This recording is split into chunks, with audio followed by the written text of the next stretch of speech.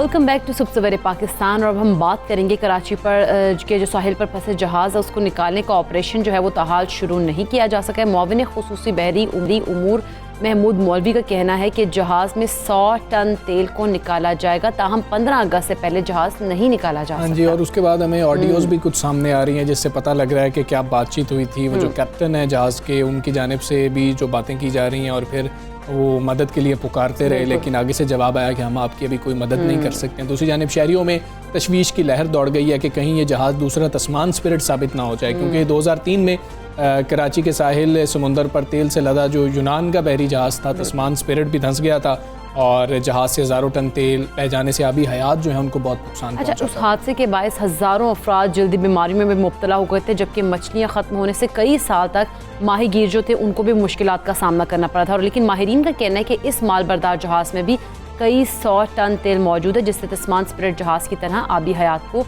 शदीद खतरा लाक हो सकता है। लेकिन अभी बात की जा रही है कि उसको जो है बाहिफाजत निकाल लिया जाएगा, लेकिन 15 अगस्त से पहले हम और कुछ नहीं कर सकते। माहिरीन ने हुकूमत से जल्द अज जल्द जहाज़ से तेल निकालने का ये जो मुतालबा किया, और इस हवाले से तर्जुमान पाक बहरिया का कहना है कि जहाज़ से मुमकिना तेल के रसाव की सूरत में ज़रूरी इकदाम अब किए जा चुके हैं और KPT की जानिब से जहाज़ के अतराफ इंसदाद आलूदगी बैरियर भी लगा दिए गए। अच्छा, अब ये कुछ तो कर लिया गया, लेकिन हम अब ताज़ा तरीन सूरत हाल क्या है हम जान लेते हैं। हमारे वहाँ पर मौजूद है नुमाइंदा शिराज अहमद।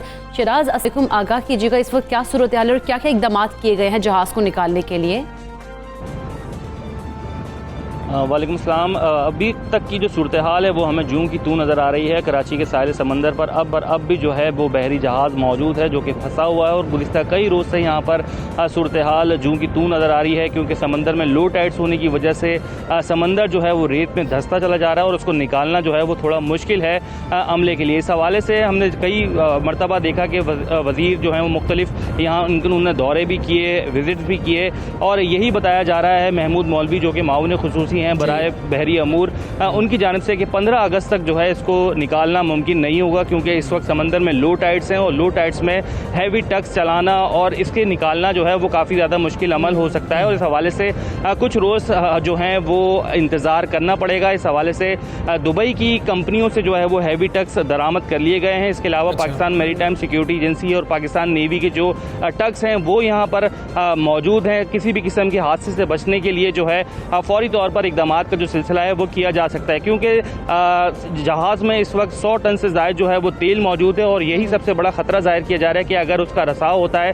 तो आबी आलूदगी भी फैलेगी सबसे ज़्यादा, और जो आबी जो मछलियाँ हैं, जो माहौल है वो उसको काफ़ी ज़्यादा जो है वो नुकसान पहुँचा सकती है। इसी हवाले से इक़दामात तो कर लिए गए हैं, लेकिन अभी इसे निकाला नहीं जा सकता। कुछ रोज़ कबल हमने देखा कि कैप्टन और जो KPT हुकाम और मनोड़ा हुकाम है उनके दरमियान जो ऑडियो लीक हुई है उससे भी काफ़ी ज़्यादा बातें सामने आई हैं कि जब ये जहाज़ यहाँ पहुँचा था, सिंगापुर से ये जहाज़ आया है, दुबई कंपनी का ये जहाज़ है जो कि बरामदी और दरामदी ऑर्डर्स लेकर यहाँ पाकिस्तान के पोर्ट पर पहुँचा था, लेकिन बर वक्त बर्थ ना मिलने की वजह से यहाँ जो सिचुएशन है वो ख़राब हुई है।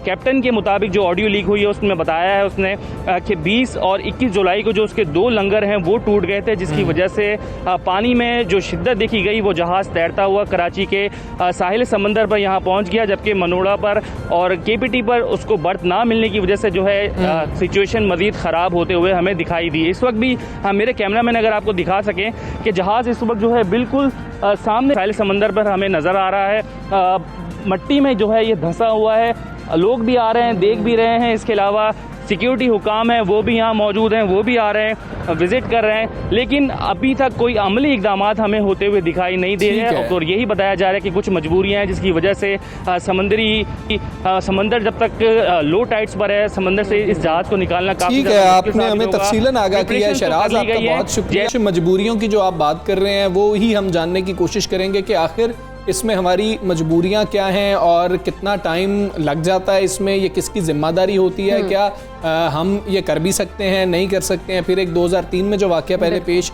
आ चुका है उसके हवाले से भी उसको भी ज़हन में रखना कितना ज़्यादा ज़रूरी है। ये सारी सूरत हाल पर हमने बात भी करनी है। अच्छा इकरा, मैं तुम्हें बताऊं कि ईद के रोज़ जब ईद पे लोग, अभी जैसे हमें शराज भी आगाह कर रहे थे और वो दिखा भी रहे थे, लोग दूर दूर से देखने के लिए आ रहे थे क्योंकि संगीनी का तो इल्म ही नहीं था किसी को, कि उनको लग रहा था कि शायद, या पता ही नहीं था। ये तो जब मामला उठता गया, फिर ऑडियोज़ अब सामने आना शुरू हुई हैं तो उससे मामले की संगीनी का भी इल्म होना शुरू हुआ है। फिर जब तेल के हवाले से पता लगा कि 100 टन से ज़ायद तेल मौजूद है और अभी हयात को कितना नुकसान इससे हो सकता है। अच्छा, वहाँ के लोगों को कितना खतरा हो सकता है। अच्छा, ये लोगों को बाद में चीज़ें पता लगी हैं। नहीं, उस टाइम अगर हम देखें तो ईद के दौरान, ईद के दिनों के अंदर हम ये देख रहे थे कि लोग उधर किस तरह से जा रहे थे और वहाँ पर ये जो सारी सूरत हाल थी वो हमने देखी है। और अभी जब ऑडियोज़ का सामने आना है और जिसमें वो कैप्टन उमर जो हैं वो बात कर रहे हैं और उस हवाले से बातचीत की जा रही है, वो सारी भी सुनने में हमने जो सुनी है उसमें यही है कि जी वो मदद के लिए कह रहे हैं, लेकिन वो कहा जा रहा है कि जी कि हम आपको सुन रहे हैं, हम आपको सुन सकते हैं, लेकिन हम आपकी कोई मदद नहीं कर सकते हैं। तो ये कोताही किसकी है, ये भी इसका भी जो है पता लगना बहुत ज़्यादा 15 अगस्त का टाइम दे दिया, यानी कि 15 अगस्त तक कोई भी अगर खुदा न खास्ता ना करे कोई ऐसा वैसा हादसा रूनुमा हो जाए, लेकिन उसमें कोई ऐसे हमें नज़र तो नहीं आ रहा इस टाइम तक अमली कोई काम होता हुआ दिखाई दे रहा हो। कैप्टन की जानिब से यही कहा गया है, वो बातचीत के दौरान उन्होंने यही कहा है कि जी कि मज़ीद चांसेस हैं कि अगर इतनी देर तक कोई हल नहीं निकलता है तो ये रेत में मज़ीद धंस सकता है, जिससे ज़्यादा नुकसान भी हो सकता है। तो ये साहिल समुंदर की एक जो सूरत हाल है और वहाँ पर जो जहाज़ मौजूद है इस वक्त भी, और अभी शराज ने भी हमें आगाह किया है उसके बारे में कि अभी अमली तौर पर कुछ हो नहीं रहा है और कुछ मजबूरियां हैं और जिनके बिना पर अभी कोई काम उधर शुरू नहीं हो सका है। बिल्कुल ऐसी। अच्छा, अब ये जो सूरत हाल तमाम तर हमारे सामने है, अभी कराची के साहल पर हमजा देखें तो जहाज़ को निकालने के लिए अभी ऑपरेशन जो उनका कि अभी हम मुमकिन ही नहीं हो सकता है। और इस सारी सूरत हाल में हम देखते हैं कि जो लोग हैं वो वहाँ पर जाते हैं, देखते हैं, लेकिन अच्छा, अब कुछ बैरियर्स लगा दिए गए। बिल्कुल, अब हाँ उन्होंने बैरियर्स पे लगा दिए गए हैं। अब ये जो कन्फ्यूजन्स मौजूद हैं, जो सवालात मौजूद हैं, वही हम जानने की कोशिश है। हमारे साथ मौजूद हैं डॉक्टर नुज़रत खान साहिबा, साबिक director general national institute of oceanography की। डॉक्टर साहिबा अस्सलाम वालेकुम, गुड मॉर्निंग। डॉक्टर साहिबा, अब कई क्वेश्चंस उठ रहे हैं, कराची के साहिल से जहाज़ निकालना इस वक्त किस कदर मुश्किल है और ये जो कन्फ्यूजन्स हैं, क्वेश्चंस उठ रहे हैं, क्या इस वक्त और कुछ नहीं किया जा सकता सिवाय इंतज़ार के, जिस तरह से कहा जा रहा है कि 15 अगस्त तक हम कुछ नहीं कर सकते? देखिए, इस वक्त जो वेदर कंडीशंस हैं, जब हम मानसून की बात करते हैं तो ये साल का सबसे रफ सीजन होता है और इसमें जो समंदर है वो बहुत ज़्यादा रफ और होता है, जिसकी वजह से नॉर्मली जो नेविगेशन होती हैं या इस तरह की जो एक्टिविटीज होती है उनके लिए काफ़ी ज़्यादा प्रॉब्लम हो जाती है हाई टाइड्स की वजह से। और ये मानसून है तो ऑब्वियसली हमें इंतजार करना पड़ेगा थोड़ा मौसम बेहतर हो जाए। मानसून जो है वो 15 अगस्त के बाद माइल्ड होना शुरू हो जाता है, बट फिर भी मानसून के असरात रहते हैं 15 अगस्त के बाद भी, लेकिन प्रोबेबिलिटीज जो होती हैं वो बेहतर हो जाती हैं किसी एक्सीडेंट की। तो मेरा ये ख्याल है कि ये थोड़ा सा समझदाराना फैसला है, क्योंकि लास्ट टाइम भी जब तूफान था तो एग्जैक्टली यही सीजन थे, यही समंदर का तकरीबन कंडीशंस थी और वो 13 अगस्त की बात थी। और जब हमने उसको रेस्क्यू करने की, हमने मतलब ये कि जब पाकिस्तान ने उसको रेस्क्यू करने की कोशिश की वो अथॉरिटीज ने, तो वो टूट गया था जिसकी वजह से एक बड़ा एक्सीडेंट हुआ था। तो ऑब्वियसली जब हम कोई गलती कर देते हैं और हमारे साथ कोई अनफोर्सिंग सिचुएशन क्रिएट हो जाती है तो हम ज़्यादा मोहतात हो जाते हैं। तो मेरा ख्याल है कि ये बेहतर फैसला है। अच्छा नुज़रत साहिबा, जिस तरह से हम देख रहे हैं कि ये एक दुबई कंपनी का कहा जा रहा है कि जहाज़ है, तो इसलिए क्या इस कंपनी से रब्ता किया जा रहा है या फिर मतलब इस तरह की सिचुएशन हुई कि पाकिस्तान के पास क्या कोई ऐसी चीज़ें नहीं है, ऐसे कोई चीज़ नहीं है कि पाकिस्तानी हुकाम के पास ये वो माहिर टीम कोई नहीं है जिस जहाज़ में को निकाल सके या इसमें जो तेल है उसको निकाला जा सके?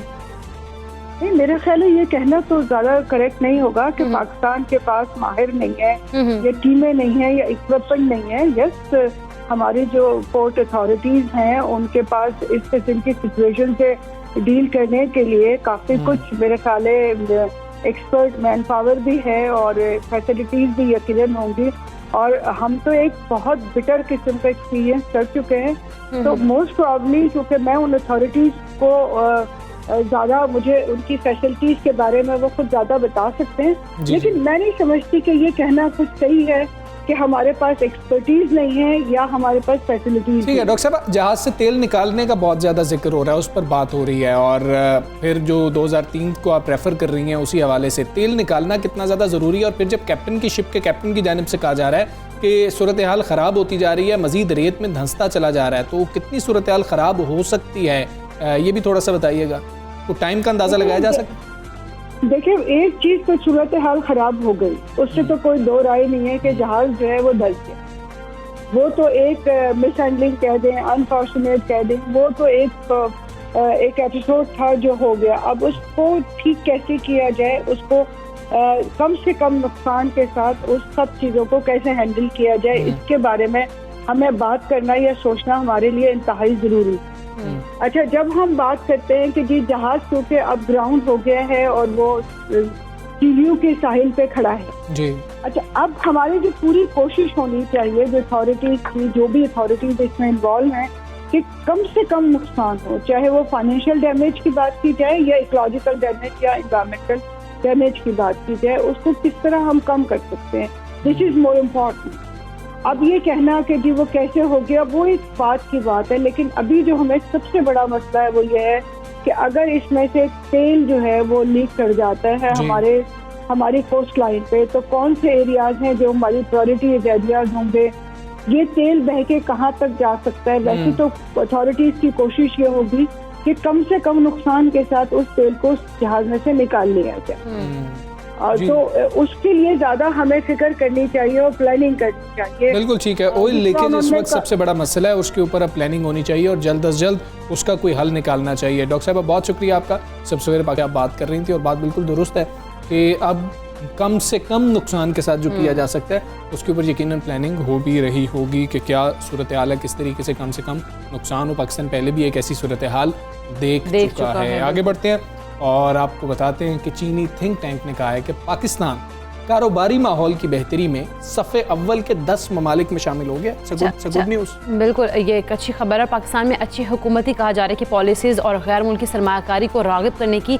सलाहियत में बेहतरी भी आई है। जबकि चीन की अगर बात करें तो बेल्ट एंड रोड जो कंस्ट्रक्शन है उसकी सरमायाकारी के तहफ़्फ़ुज़ से मुतालिक सालाना रिपोर्ट पेश की गई है। अच्छा, जिसमें बेल्ट एंड रोड जो इनिशिएटिव है अभी RI जिसको कहते हैं, उससे मुंसलिक ममालिक में सियासी, मुआशी, माशरती, सकाफती और माहौलियाती सरमायाकारी पर तहकीक के समरात कुछ पेश किए गए। और पोलिटिकल सिक्योरिटी के हवाले से रिपोर्ट में कहा गया है कि मजमूई तौर पर जनूबी एशिया सुपर पावर गेम से बहुत ज़्यादा मुतासिर है। अच्छा, पाकिस्तान और भारत की बात कर लेते हैं तो वहाँ पर उन्होंने कहा है कि इनके माबैन एक तवील अरसे से जारी तनाज़े ने खित्ते में पोलिटिकल सिक्योरिटी पर दबाव बढ़ा दिया, जिसके तहत कश्मीर के तनाज़े पर जंग का एक तरीना ख़तरा भी मौजूद है। और रिपोर्ट में कहा गया है कि पाकिस्तान के मौशी तहफ़्फ़ुज़ की शरह 2010 के मुकाबले में 2019 में 220% तक बढ़ भी गई है। बिल्कुल, और रिपोर्ट के मुताबिक पाकिस्तान में दहशतगर्दी के मुसलसल हमले माशरती बदअमनी का बायस भी बने और सरमायाकार ममालिक के कारकुनों की हिफाजत को भी खतरा लाहक रहा है, जिससे गैर मुल्की सरमायाकारों का एतमाद मजरू हुआ है माजी के अंदर और फ्यूचर के अंदर भी कुछ इसके अंदर मौजूद हैं, कुछ हेजिटेशन मौजूद है। बात करेंगे, हमारे साथ मौजूद हैं मौलियाकार खुर्रम शहजाद साहब। खुर्रम शहजाद साहब, अस्सलाम वालेकुम, गुड मॉर्निंग सर। जब इस तरह की रिपोर्ट सामने आती हैं और ये बताया जाता है कि इमेज बेहतर हो रहा है पाकिस्तान बिजनेस फ्रेंडली मुल्क है, इसके असरात क्या होते हैं? जो सरमायाकार होते हैं वो किस तरीके से इन रिपोर्ट्स को लेते हैं? जी, अस्सलाम वालेकुम, थैंक यू वेरी मच जी। देखें, मैं इसमें थोड़ा सा एक पॉइंट ऐड करना चाहूँगा कि ये जो चाइना ने रिपोर्ट इशू की है, मुझे लगता है कि इसमें जो रेफरेंस है टॉप 10 इकोनॉमीज का पाकिस्तान का, वो 2019 का है। 2019 अक्टूबर 2019 में वर्ल्ड बैंक ने जो अपनी ईज ऑफ डूइंग बिजनेस यानी कि बिजनेस की आसानी जो होती है उसके लिए जो इक़दामात लिए जाते हैं उससे रिलेटेड उस चीज को रेफर किया है। ये 2019 की मैं बात कर रहा हूँ, ये अभी लेटेस्ट नहीं है। तो उस वक्त को उन्होंने उस पॉइंट को उन्होंने रेफर किया है कि टॉप 10 इकोनॉमीज में हम उस वक्त आए थे। टॉप 10 इकोनॉमीज में इनफैक्ट नहीं आए थे, वो हुआ ये था कि ईज ऑफ डूइंग बिजनेस एक इंडेक्स है, दुनिया के सारे तकरीबन 190 ममालिक उसमें शामिल हैं और उनकी रैंकिंग होती है कि किस रैंक पे कौन सा मुल्क है जो कि आसानी पैदा करता है अपने बिजनेसेस के लिए, कॉर्पोरेट सेक्टर के लिए, ताकि सरमायाकारी हो सके। उसमें पाकिस्तान उस वक्त 136वें शायद नंबर पे था और पाकिस्तान ने 2019 में, उससे एक साल पहले जो है वो प्रोग्रेस हुई थी। तो 2019 में ये रिपोर्ट में आया था अक्टूबर 2019 में कि टॉप 10 कंट्रीज जिन्होंने सबसे ज़्यादा चेंजेस की हैं, सबसे ज़्यादा बेहतरी लाई है। पाकिस्तान ने 6 कोई रेगुलेटरी जो है वो एस्पेक्ट्स थे जिसमें इम्प्रूवमेंट दिखाई थी पाकिस्तान ने। तो 136 से उठ के 108 की रैंकिंग पे हम चले गए थे उस वक्त, आज से कुछ 2 साल पहले। तो ये उस वक्त की रेफरेंस आ रहा है कि हम टॉप 10 इकोनॉमी जिन्होंने सबसे ज्यादा बेहतरी की उस ईज ऑफ डूइंग बिजनेस के इंडेक्स में, तो उसकी वजह से जो है ये आया। तो ये चाइना ने उसको रेफर आई थिंक किया है, ये कोई नई चीज नहीं है, मैं ये कहना चाह रहा हूँ ताकि हमें फैक्ट्स क्लियर हो कि जी क्या है। दूसरी बात आपने जो कही कि इससे क्या इम्पैक्ट होता है, डेफिनेटली अगर जो है हमारे यहाँ ये पोटेंशियल बिल्कुल है। हम 2040 तक 20वीं बड़ी इकोनॉमी रफली 23rd पे आ जाएंगे as per price waters cooper report international, एक बहुत बड़ा इदारा है जिसकी रिपोर्ट ये आई थी 2017 में ये भी कि हम 2040 तक 23वीं बड़ी इकोनॉमी बन जाएंगे दुनिया की और 2050 तक 16वीं बड़ी इकोनॉमी बन जाएंगे दुनिया की। देखिए पोटेंशियल तो हमारा बिल्कुल है, हमें प्रॉब्लम इस चीज का है कि हम वक्त पे वो चीज नहीं कर रहे जो हमें करनी चाहिए। एजुकेशन में इन्वेस्टमेंट, हेल्थ में इन्वेस्टमेंट, सिक्योरिटी में इन्वेस्टमेंट, सिक्योरिटी में टू एन एक्सटेंट हो रही है, मैं इकोनॉमिक सिक्योरिटी की बात कर रहा हूँ, उस पर हम इन्वेस्टमेंट नहीं कर रहे। जब हम इन्वेस्टमेंट नहीं करेंगे अपने ह्यूमन कैपिटल में, अपने इंफ्रास्ट्रक्चर में, हम सिर्फ कर्जे लेंगे और कर्जे को वापस करेंगे और टैक्स हमारे इंप्रूव नहीं होंगे और जो टैक्स आएगा वो ज्यादातर जाया होगा। तो इसलिए हम, मेरा नहीं ख्याल कि हम जो है अपने पोटेंशियल पे कभी भी आ पाएंगे। तो इस अमर की जरूरत है कि हम अपने पोटेंशियल को रियलाइज करें through investment in human capital, through investment in infrastructure, ताकि हमारा जो पोटेंशियल है वो निकल के आए और हम दुनिया की हम जो है लीड इकोनॉमीज में आए, जिस तरह से चाइना है, जिस तरह से अमेरिका है, जिस तरह से यूरोपियन कंट्रीज है, इन सबको हमें जो है वो अपना जो है वो फॉलो करना है इनको। ठीक है। अच्छा खुर्रम साहब, इस तरह की जो रिपोर्ट्स हैं वो आम आदमी को समरात मिलने में आप क्या समझते हैं, कितना वक्त अभी दरकार होगा इन रिपोर्ट्स के बाद, और क्या मकामी कारोबारी माहौल में भी पाकिस्तान में बेहतरी अभी आएगी? देखिए यही प्रॉब्लम है कि आप ईज ऑफ डूइंग बिजनेस एक इंडेक्स था जो अब मेरे ख्याल में 1-1.5 साल से वर्ल्ड बैंक इशू नहीं कर रहा, ये उसी वक्त की रैंकिंग्स हैं 2019 की और 2020 की जो रिपोर्ट आई थी। तो अगर जो है हम उसमें देखिए होता क्या है, सर्वेज होते हैं, उसमें कराची और लाहौर का सर्वे होता है कि जी आप ये बताएं, डिफरेंट जो है उसमें पार्टिसिपेंट्स होते हैं कि जी ये बताएं कि इम्प्रूवमेंट आ रही नहीं आ रही। देखिए गेज करने का तरीका क्या है इम्प्रूवमेंट का, क्या पाकिस्तान में इन्वेस्टमेंट हुई है पिछले 3 सालों में, 4 सालों में, 10 सालों में, और कितनी हुई है, हमारा कितना पोटेंशियल है और हमारी कितनी बाहर से इन्वेस्टमेंट आई है और हमने कितनी लोकली इन्वेस्ट किया है अपनी इकोनॉमी में। तो उससे पता चल जाता है कि जी कितना है। आप देखें ना, FDI इस वक्त, फॉरेन डायरेक्ट इन्वेस्टमेंट इस वक्त हमारे यहाँ $2 अरब से भी कम है एक साल में, और पिछले 3, 4, 5 सालों 6 सालों से यही हाल रहा है। तो मसला ये है कि जब हमारे यहाँ इन्वेस्टमेंट नहीं आ रही तो ईज ऑफ डूइंग बिजनेस में हम पेपर पे तो सब कुछ कर सकते हैं, पेपर पे हम लिख दें और पेपर पे हमें मिल जाएगी जी सर्वे के हिसाब से। तो ये आज आप बिजनेस कोई रजिस्टर करने जाते हैं और वहां से लेकर बिजनेस शुरू करने तक, और उसके बाद फिर बिजनेस जो ऑनगोइंग होता है आपका, इन सब में कितनी मुश्किलात हैं, ये तो आज भी हैं हमें, और बहुत ज्यादा हैं। आज भी इम्प्रूवमेंट रिलेटिवली हुई है, लेकिन आज भी बिजनेस शुरू करने में बड़ा प्रॉब्लम है। जब तक बिजनेस को जो है आसान नहीं किया जाएगा शुरू करना। बिल्कुल ऐसे ही है। बहुत शुक्रिया खुर्रम शहजाद साहब, आप कीमती वक्त सुबह सवेरे पाकिस्तान को दिया। और जैसे हम बात कर रहे हैं ऑफ डूइंग बिजनेस की, उन्होंने बात की है, तो एक माहौल जो है पाकिस्तान में बनता में दिखाई दे भी रहा है इसके CPEC की अगर हम बात करें उस वजह से। और हम जाते हैं ब्रेक पर, ब्रेक के बाद वापस आते हैं। Stay with us.